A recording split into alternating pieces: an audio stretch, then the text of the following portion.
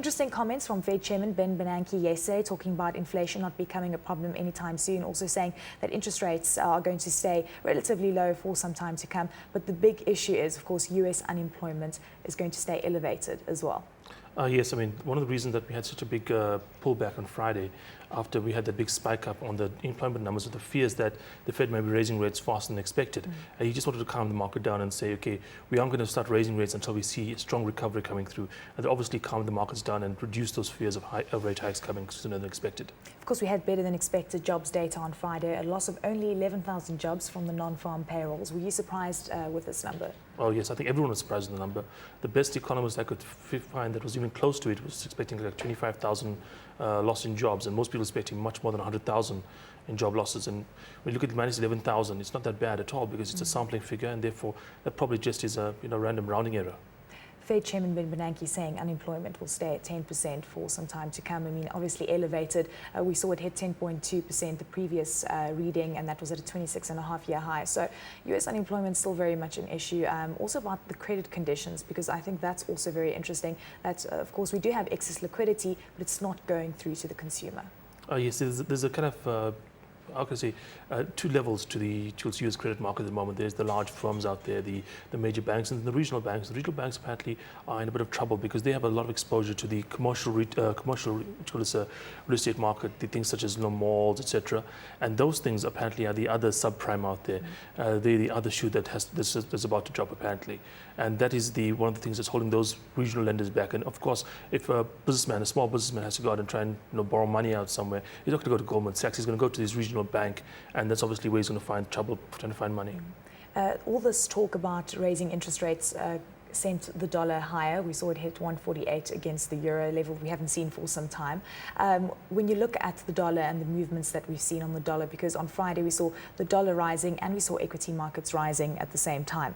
Do you think that it's something that could happen going forward, or do you think the dollar will stay fundamentally weak?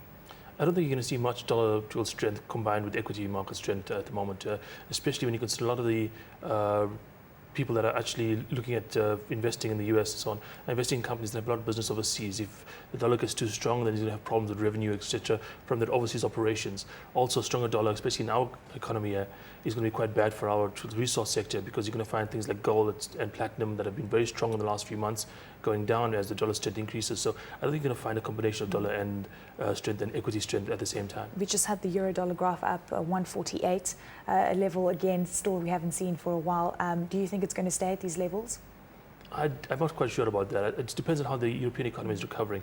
One of the great things about the US economy is that even though it fell faster than the European economy fell, it recovers faster as well because it's more flexible. You allow more firings, then also you allow for more hirings as well.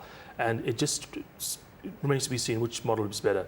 Is the European model of basically trying to support the market when it tries to go down, which is obviously going to slow the market when it tries to go up, or better than the American model, which allows for more flexibility and probably a faster recovery. So we have to see which market recovers faster. If the US recovers faster, we'll see dollar strength coming back quite quickly.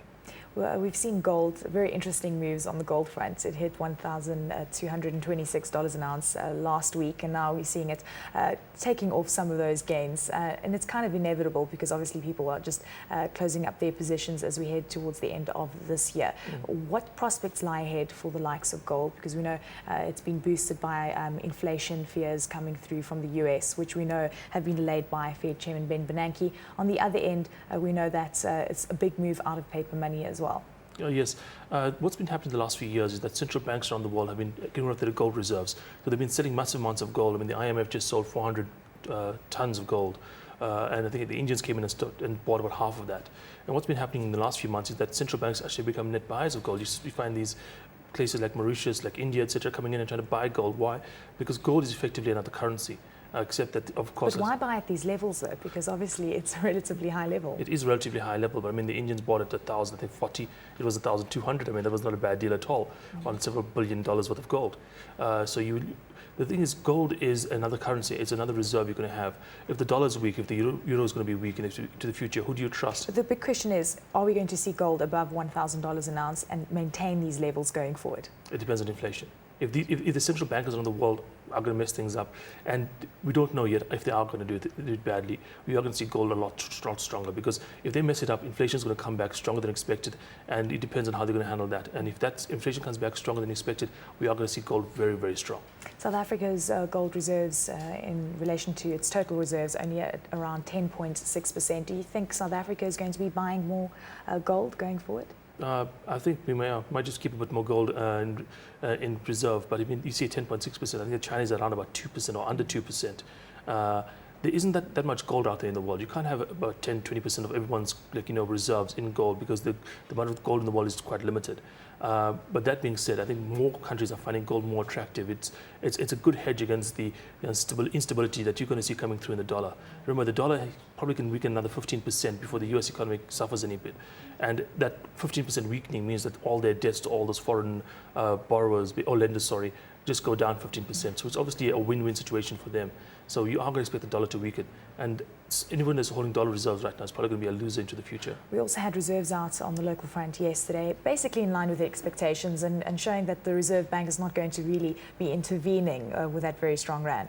Yeah, it's quite strange. I mean, I'm for one, don't see any major downside to buying dollars and selling some rands at, say, 730 or 725 or whatever the numbers were last week. So, I mean, we are in a situation right now where our country's currency is way too strong compared to other countries. Everyone around the world is trying to weaken their currency. The Chinese are trying to weaken against the Americans, the Japanese are trying to weaken against the Americans, Europeans are trying to weaken against everybody else as well. The reason is a weaker currency allows for more exports, it prevents imports coming in, it allows the country to go better, faster. We are one of those few countries in the world that aren't, basically trying to fight for a weaker currency.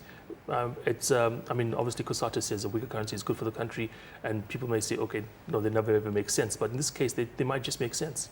We've got retail sales set to be released later on this week, and of course, contraction of 5.1%, the previous reading. And what are you expecting on the new reading? Do you think we're going to contract by a worse level than what we saw in October? I think we aren't going to see great numbers coming through, but I'm expecting to see a smaller contraction than we saw before. I think the South African consumer is obviously going into the recession after the rest of the world.